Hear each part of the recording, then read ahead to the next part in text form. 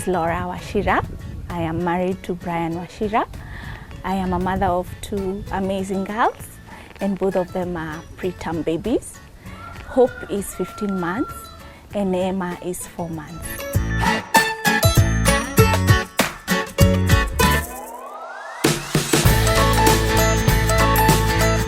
So I got pregnant in 2016, a fairly easy pregnancy.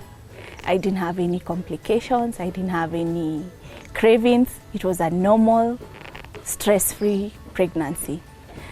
Things started changing when I got to 28 weeks. My blood pressure started going up and it got very bad. I was put on medication, but it didn't go down. So at 34 weeks, my baby had to be born.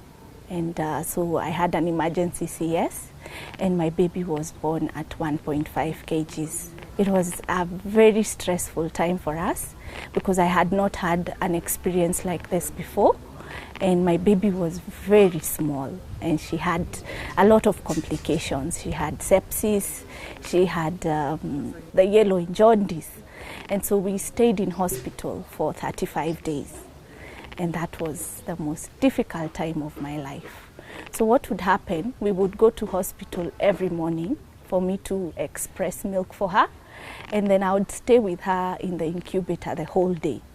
And you can imagine how that was. So I would go in the morning and then stay the whole day in hospital and then leave her at night and then come back the following morning. And it was not easy. But she gained weight. After the 35 days, we went home when she was weighing 2 kgs. Yes. Now getting home was also another challenge because now she was a very small baby, and because of that duration I stayed in hospital. She stayed in hospital. I didn't have enough breast milk. One, she couldn't suckle because of her size, and then I didn't have enough breast milk. So I tried everything. I got 2 doulas to help me try and breastfeed her. So a doula would come during the day and another one would come during the night. And it was also a very expensive affair for us. And we tried to get her to suckle, but because I think of the milk I didn't have, she gave up very fast. Or rather, maybe I did. I don't know who between me and her gave up. And so she was not able to breastfeed. So at 5 months, I had to introduce her to formula. And we've been on formula ever since. So that was also another difficult time for us because I always knew I wanted to breastfeed my baby until we got to 2 years. But of course, that was not possible. You know, for the mothers who've had to feed their babies on formula, they also know how expensive of an affair that is. She would go through 2 tins of formula a week, and that was also a very expensive affair. There's also the issue of her having delayed milestones. Of course, everybody will tell you she'll catch up, she'll be fine, but we thank God that eventually they do catch up. And by the time they are 1 year, there's no difference with the children born at term. Now, we thank God that we didn't have the back and forth, but of course, as a first-time parent with a preterm baby, you really don't know if they are doing well or not. So another challenge we had, we would run to hospital a lot. Like in a week, we would be in hospital 3 times because we didn't have a pediatrician at the time. We were just using the general hospitals. At this time, when she turned 6 months is when we got a pediatrician, Dr. Gaduki, who really made the journey easy because he assisted us to normalize things. Hope is a very healthy baby. She hardly has any issues.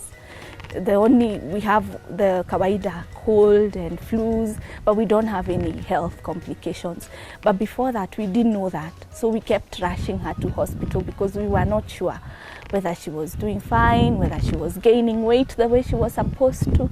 So we kept running to hospital. But once we got a good pediatrician who has worked with us from then till now, then we've reduced the frequency of times we ran to hospital, and she's doing just fine.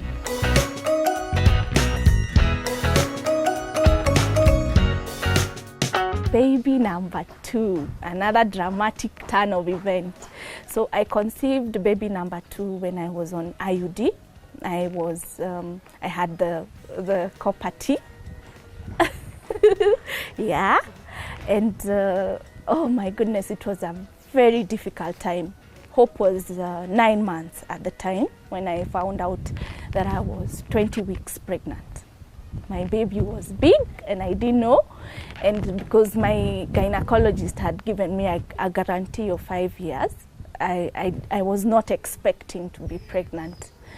It was also financially straining for us. I had not planned for a baby. I was not ready emotionally, physically. I wasn't ready for a baby. I already had a baby. So when I found out I was pregnant, I also had a bit of a depression because it was a difficult thing to handle. But I thank God that the second pregnancy also didn't have any issues. We went on well until 33 weeks. When I woke up on a Sunday morning when we were preparing to go to church, I stand up and my water started flowing. So we rushed to hospital. I get admitted. They try and stop the water from coming out, and they couldn't. We tried to hold the baby for as long as we could, but she had to come. So what they did is they gave us the meds to enlarge her lungs, to grow her lungs. I don't remember the name. And then she was born the following day, another emergency C-section. So in a span of 2 years, I've had 2 emergency C-sections.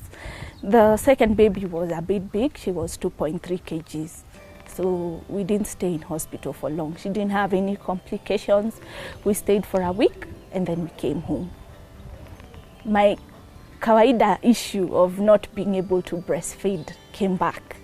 So this time I have milk, but my baby has refused to suckle. I don't know why. I don't know if it's because of her size. I don't know it's because she was in ICU for 10 days. She had to be resuscitated. I think at one time she had a problem with her breathing. So I don't know what happened in between. When we got home, she couldn't suckle. So what I do up to date is I express milk and I supplement on formula.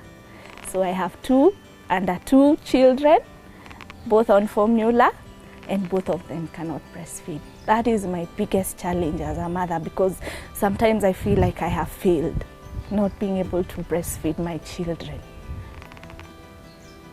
But it is what it is, and they need to grow.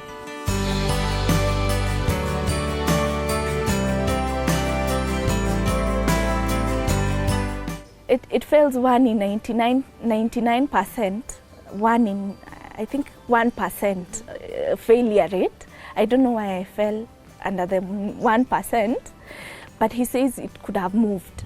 But it's amazing because I used to go for at least when it got put in the following month, I went for a checkup and it was intact. But according to the calculation, I must have conceived the second month after it was put in. So he doesn't have an explanation. He just told me sometimes these things happen. They have a 1% failure rate, and I happen to have fallen under the 1%. Hope is my little princess. She's a very dramatic baby. She has always been. The first time we brought her from hospital, she cried the whole night. She didn't want to be held. She didn't want to feed. She didn't want to do anything. She just wanted to cry. But she has a strong spirit. Hope is a fighter. She has overcome so many odds. And when I look at her, I see God. Because if it wasn't for God, I don't think she would have made it this far. She has achieved and surpassed every milestone that any other term baby has met. And so I am very grateful to God. She's a very spirited girl. She's loud, she's aggressive, and she's very tough.